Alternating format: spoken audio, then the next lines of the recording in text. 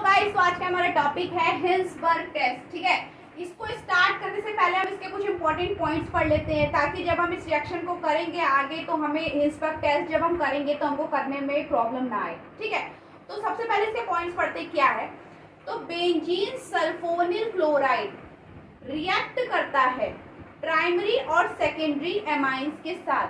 ठीक है, sulphonamides produce करने के लिए, सल्फोनामाइड्स प्रोड्यूस करने के लिए। ठीक है, और जो ट्राइट्रियमाइंस होता है वो रिएक्ट नहीं करता है बेंजीन सल्फोनिल क्लोराइड के साथ, रिएक्ट नहीं करता है। ठीक है, तो प्राइमरी और सेकेंडरी में रिएक्ट करता है बट ट्राइट्री में रिएक्ट नहीं करता है। ठीक है, एंड बेंजीन सल्फोनिल क्लोराइड का फॉर्मूला क्या होता है, दिस इज। ठीक है, so this is a important point. हाँ जी, तो अब बात करते हैं प्राइमरी अमाइंस की। ठीक है, primary amine, secondary amine, tertiary amines की बात हो रही। तो सबसे पहले क्या है प्राइमरी अमाइन। प्राइमरी अमाइन क्या होता है, RnH2। ठीक है, 1 डिग्री का होगा। ठीक है, तो हमने प्राइमरी अमाइन ले लिया। अब प्राइमरी अमाइन लेने के बाद जो हमारा RnH2 का जो एक H है वो इसके साथ जुड़ जाएगा। ठीक है, HCl बन गया HCl बन के यहाँ पे आ गया HCl बन के। बाकी चीजें एज इट इज वैसी की वैसी उतर गई। यहाँ पे दिख रही है आपको, बाकी चीजें ऐसी की ऐसी उतर गई। ठीक है, अब आप कहेंगे एन एल्काइल बेंजीन सल्फोनामाइड क्यों नाम दिया, क्योंकि यहाँ पे एक एल्काइल ग्रुप है।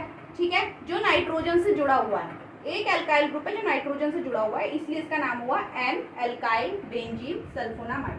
ठीक है, so this is a primary amine. Secondary amine यानी कि R2NH। ठीक है, 2 डिग्री का होगा। ठीक है, हमने अपना सेकेंडरी अमाइन ले लिया।